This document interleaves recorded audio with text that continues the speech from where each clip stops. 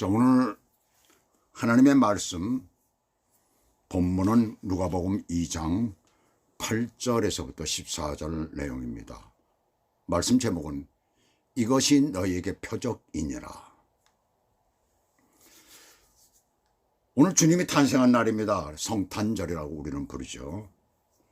해피 버스데이 투 유라고 우리는 생일 때마다 그렇게 하는데, 오늘은 해피 버스데이 투 지저스 그렇게 되어야 됩니다. 해피 버스데이 지저스. 조카가 되는 그 아이 하나가 이제 지 가족끼리 모여서 또 아버지 모시고, 아버지가 지금 병환 중에 암에 걸려서 병환 중에 있는데, 이렇게 케이크를, 한국에서 케이크를 켜놓고선 찬송을 부르면서, 그리고 나서 이제 해피 버스데이 투 유를 부르더라고요. 근데 먼저 해피 버스데이 투 지저스, 해피 버스데이 지저스 그러면서 그렇게 함께 찬양을 하는, 주님을 높이는 그런 내용을 제가 들었어요. 유튜브가 아니라 이제 카톡으로 보냈는데, 거기에 그 내용이 담긴 것을 제가 보고 좀 감동을 먹었습니다. 해피 버스데이 지저스, 해피 버스데이 투 지저스. 우리는 이렇게 주님 앞에 영광을 돌려야 되겠죠. 성경에 보시면 예수님을 직접 그 탄생을 목격한 그런 두 부류의 사람이 나오고 있죠. 어쩌면 이제 세 부류라고 얘기를 할 수 있습니다. 동방 박사들하고, 또 오늘 본문에 나오는 목자들하고, 그리고 그 자리에서 탄생의 현장을 본 많은 도와준 사람들이 있었을 것이에요. 여관에서 있었던 일이기 때문에. 근데 그들은 우선 어떤 하나님의 지시나 이런 것을 받지 않은 사람들이고, 또 그분이 예수님이다, 그리스도라는 것을 그들은 전혀 알지 못했기 때문에 상관이 없는 사람들이다. 그래서 두 부류라고 이렇게 얘기를 할 수 있겠죠. 자, 이 목자들과 그 다음에 그 동방 박사들에게는 공통점이 있습니다. 그 첫째는 둘 다 똑같이 밤을 새면서 일을 하는 사람들이라는 사실이에요. 남들이 다 잠을 자는 그러한 시간에 깨어서 일을 한다는 얘기죠. 그렇다고 밤에 일을 하는 사람들이 영적으로 탁월한 사람이다라고 이렇게 얘기는 할 수가 없을 거예요. 그러나 조용한 시간이 굉장히 좋은 것이죠. 우리 한국교회가 한창 부흥이 되던 그 1970년대, 80년대, 그때는 서울 시내 근방의 산마다 기도하는 사람이 얼마나 많았는지 몰라요. 그래서 금요일 저녁이나 이런 때 기도하러 가보면 앉을 자리가 없었습니다. 335 짝을 지어가지고 무리들이 모여가지고 기도를 하는데 장소가 없을 정도로 산 전체가 완전히 기도하는 사람들로 뒤덮여 있었어요. 아마 대한민국이 오늘날 세계 경제 대국이 된 원인 중에 하나는 그렇게 기도한 사람들 때문에 아닌가 생각을 합니다. 그러나 지금은 기도하는 사람이 전혀 없습니다. 뭐 한두 명 있어요. 언젠가 한번 한국에 갔을 때 혹시 제가 기도하는 그곳에 지금 기도하는 사람들이 있는가 한번 가본 적이 있었는데, 그때 보니까 뭐 한두 팀이 있더라고요. 있기는 있어요. 근데 옛날처럼 그렇게 꽉 차지는 않죠. 그렇게 되질 않아요. 점점 기도하는 게 없어지잖아요. 교회에서도 철야 기도하는 일이 없었습니다. 그때는 뭐 후딱하면 철야 기도하고 새벽 기도는 말할 것도 없었고, 그 시절에 굉장히 어려웠던 시대인데 그때의 나라가 일어서기 시작한 거예요. 기도하는 사람이 말아야 일어납니다. 그 다음에 두 번째는 보시게 되면 공통점이, 그들은 다른 사람들과 떨어져서 일하는 사람들이에요. 별을 연구하는 동방의 박사들도 그렇지만은 이 목자들도 밤중에 양떼를 지키고 그렇게 생활을 하고 있었죠. 사람들이 없는 곳에서 외로이 별을 연구하는 사람들이나 또 양떼를 지키는 사람들이나, 어떻게 보면 다른 사람들과 동떨어져 있다고 해서 참 외롭다라고 생각을 하지만, 그러나 반드시 외로운 것만은 아닙니다. 나쁜 것만은 아니에요. 그 시간에 주님께 가까이 나아갈 수 있다는 얘기예요. 그 다음에 세 번째 공통점은 현재를 거쳐서 미래를 여는 사람들이었어요. 동방박사들은 현재의 별의 흐름을 보고 관찰해서 미래를 예측하는 사람들이죠.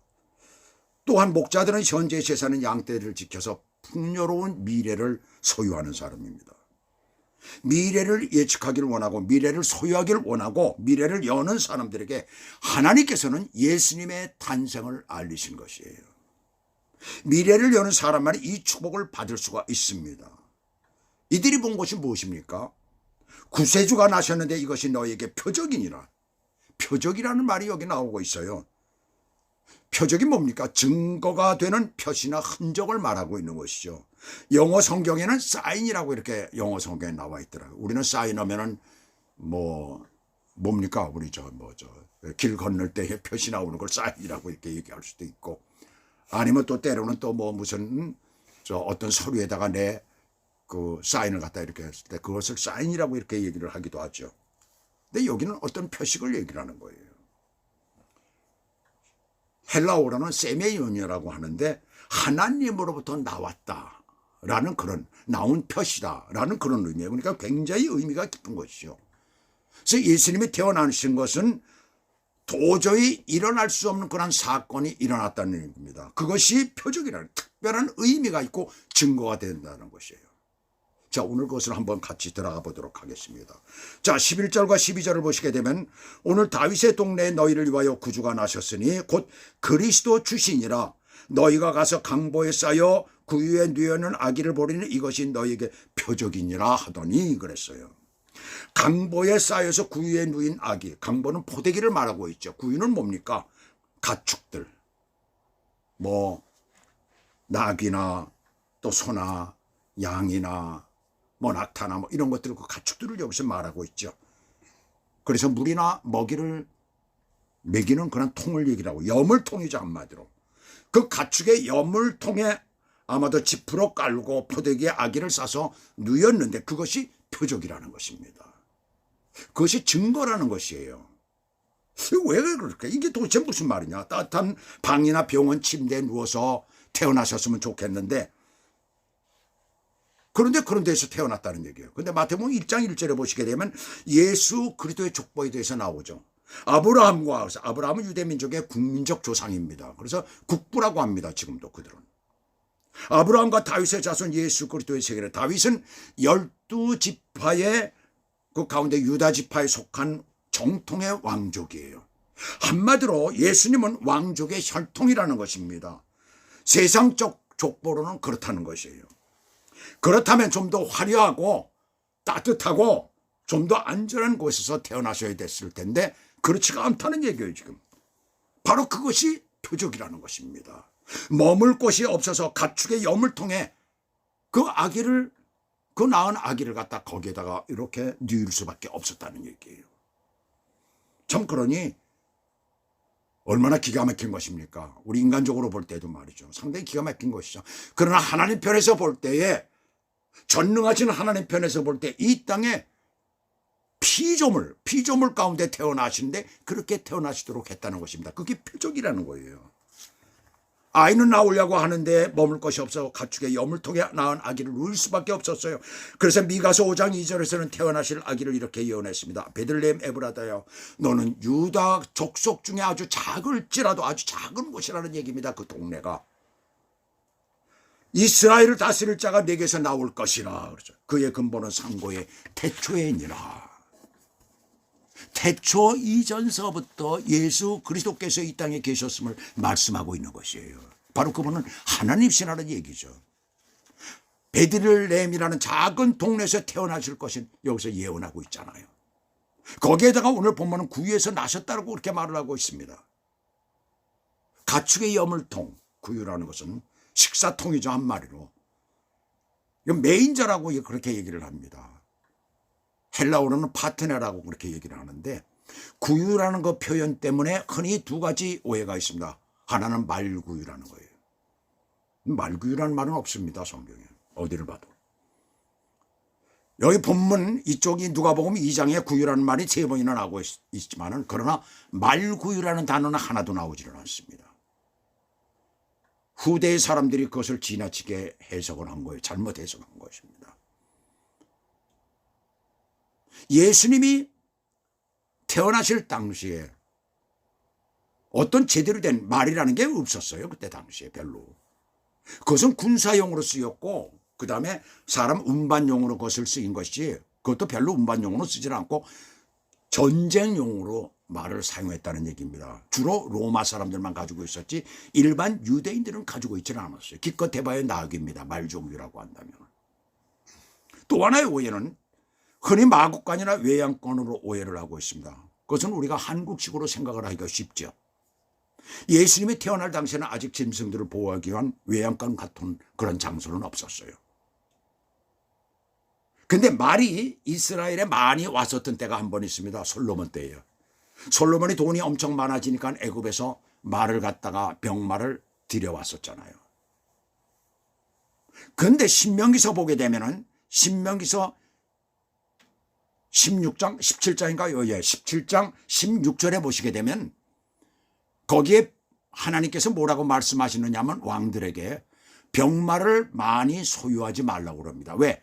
병마는 전쟁용이기 때문에 그렇다는 얘기예요. 그래서 말들은 전쟁용으로 쓰이기 때문에 절대로 많은 것을 가지지 말라. 가지게 되면 전쟁을 하게 된다는 그런 얘기가 되는 것이죠. 근데 예수님의 그 비유에서 말씀하신 것처럼 가축을 보호하기 위해서 울타리 정도를 그들은 쳐놨지 그런 어떤 외양간 같은 것이 없었다는 것을 말하고 있습니다. 근데 어디에서 그렇게 그런 얘기들이 나왔는지 모르겠어요.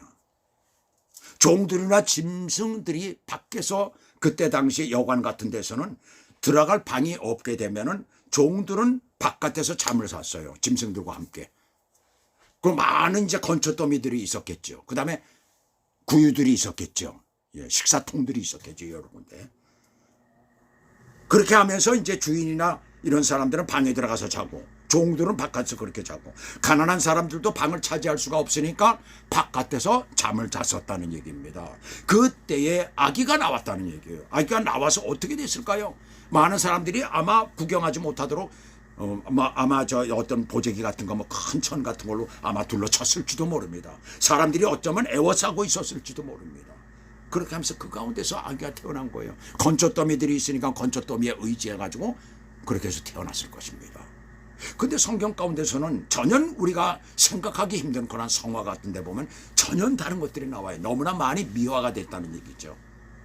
왜 제가 이 말을 드리냐면 예수 그리스도께서는 가장 낮게 인간으로 이 땅에 오시면서도 가장 낮게 이 땅에 오셨다는 것을 말씀하고 있는 것이 그것이 바로 표적이라는 것입니다. 그것을 주님께서 우리들에게 말씀하고 있는 것이에요.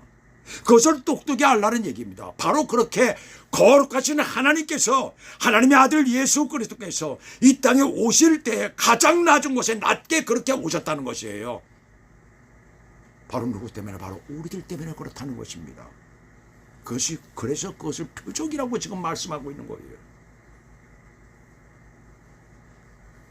둘째로 10절을 보시게 되면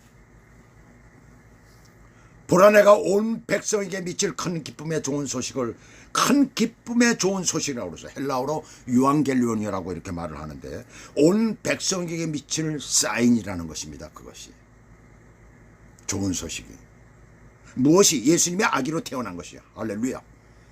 예수님 탄생하던 그 시대는 유대인들은 가장 어두운 시대였어요.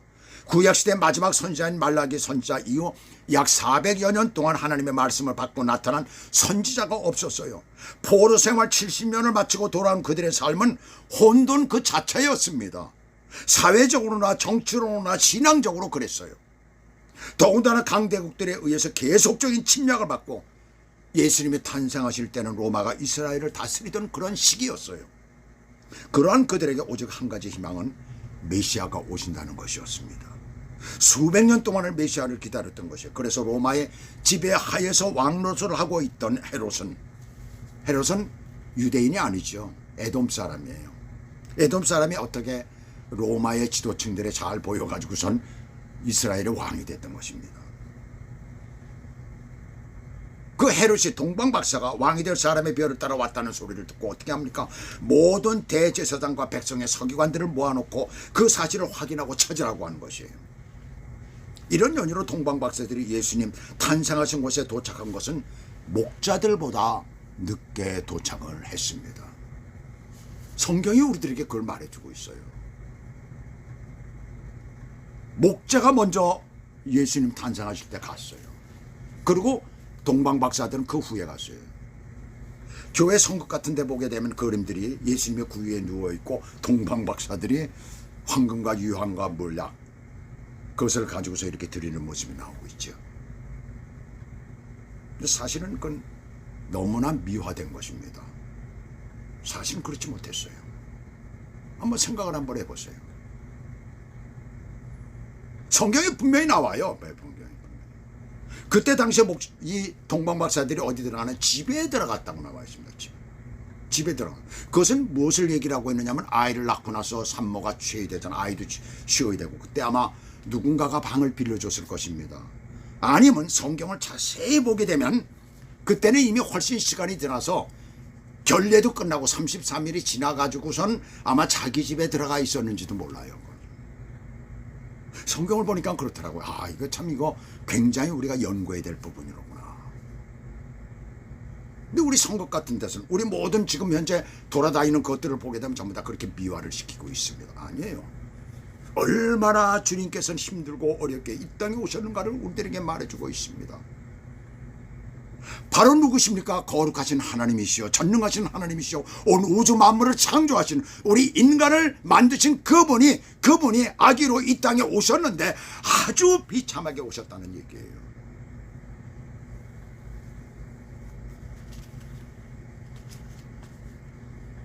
그들은 그래서 동방박사들은 그렇게 경배를 드리고 가고 목자들은 처음에 와서 그 모습을 봤다는 얘기죠. 그리고 그렇게 돌아갈 수밖에 없었던 것이에요.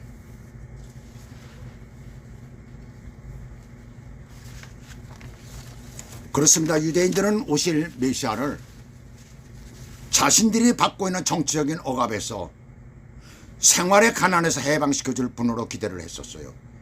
그러나 오신 예수님은 그보다 더 높은 차원의 그리스도 메시아였던 것입니다.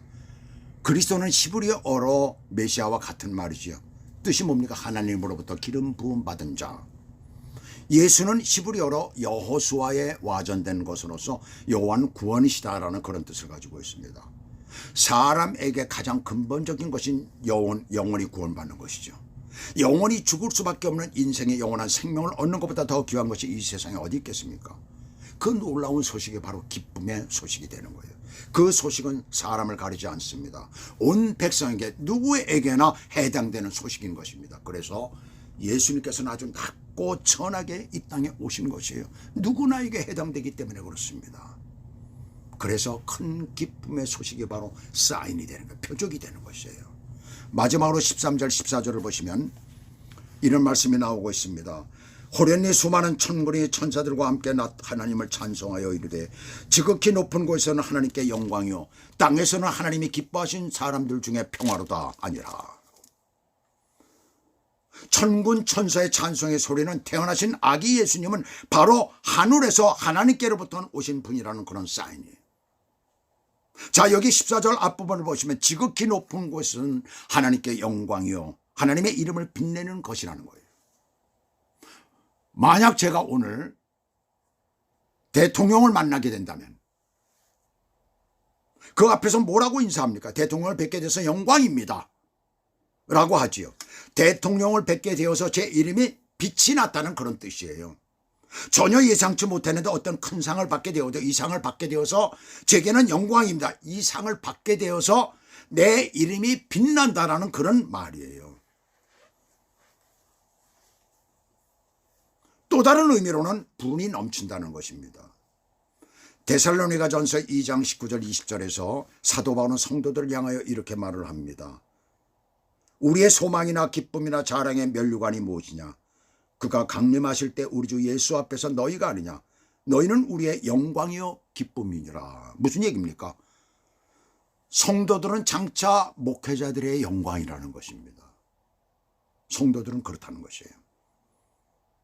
또 에베소 3장 13절에서는 이렇게 말씀하고 있습니다. 그러므로 너희에게 구하노니 너희를 위한 나의 여러 환난에 대하여 낙심하지 말라. 이는 너희의 영광이니라. 목회자들이 고난을 받는 것은 고난은 성도들의 영광이라는 것이에요. 자, 이 얘기를 들으면 목사님들은 그럴까요? 그러면 날마다 고생을 해야 되겠네.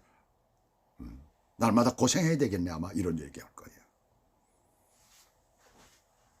자, 그렇다면 예수님이 태어나심이 지극히 높은 곳에 계신 하나님께 영광이라면 그 예수님이 어떤 분이시라는 것을 분명하게 말씀하고 있잖아요. 그분은 바로 삼위일체 하나님이시라는 것을 우리에게 말씀하고 있는 것입니다.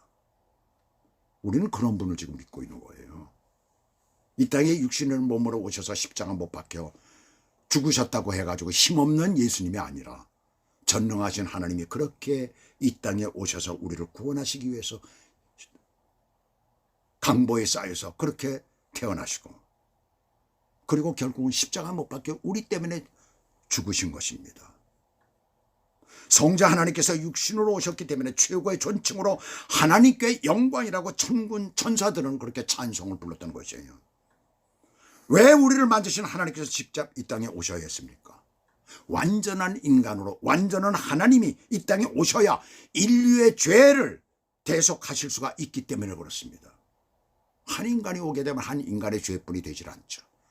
그러나 전능하신 하나님이시기 때문에 모든 인류의 죄, 과거와 미래의 그 모든 죄까지도 다 감당하실 수가 있는 것이에요. 그래서 사도행전 4장 11절에서 뭐라고 말씀합니까? 다른 이로서는 구원을 얻을 수 없나니 천하 인간의 구원을 얻을 만한 다른 이름을 우리에게 주신 일이 없음이니라 라고 말씀합니다. 이 길이 있다, 저 길이 있다, 이 방법이 있다, 저 방법이 있다는 다 거짓말입니다. 사탄의 미혹입니다. 다 속이는 것입니다. 오직 오늘 본문에서 베들레헴 작은 마을 어느 여관의 마당 한 구석에서 태어나신 하나님의 아들 예수 그리스도만이, 그 주님만이 모든 인생의 구원자인 줄 믿습니다. 그 주님이 구세주이신 예수 그리스도께서 오신 것을 목소리 높여 찬양하시길 주님의 이름으로 축복합니다. 기도하시겠습니다. 하나님 아버지 감사합니다. 오늘도 주께서 저희들을 사랑하시고 주의 크신 은혜와 사랑과 믿음의 역사를 우리 가운데 이루시며 탄생의 그 목적을 분명히 이루신 것을 찬양합니다. 하나님의 그 사랑이 우리 가운데 있으며 우리가 구원을 받고 오늘도 주님 앞에 이렇게 나와 예배를 올려드리며 우리의 삶의 모든 부분을 주님과 함께 동행할 수 있도록 은총을 베풀어 주시니 감사를 드립니다. 우리가 평생 사는 동안에 하나님의 그 놀라운 은혜와 사랑을 깨닫고 날마다 주님 앞에 가까이 나가는 믿음의 사람들이 될 수 있도록 우리를 축복하시고 인도해 주시옵소서. 예수 그리스도의 이름으로 감사하며 기도 올려옵나이다. 아멘.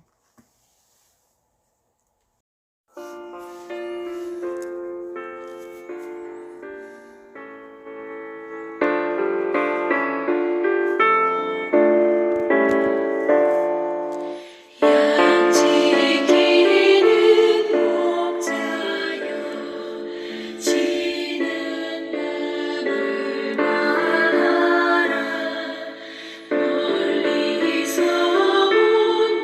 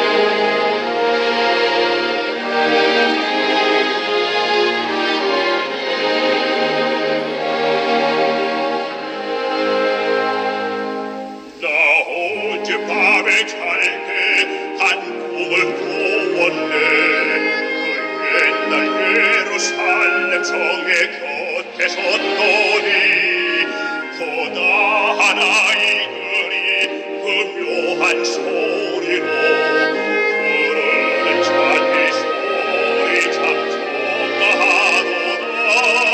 전문 천사가 함께 따라함과 같이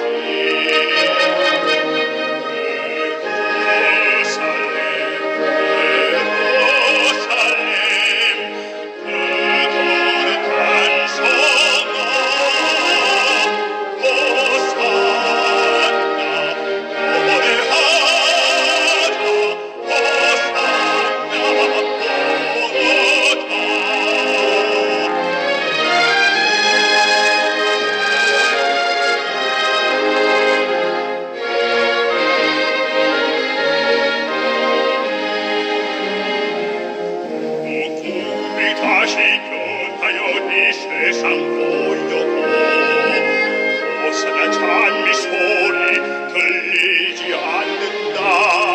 햇빛은 아주 어둡고 그 광경 참담해. 이런 십자가에 달리신 그대의 일이라. 이런 십자가에 달리신 그대의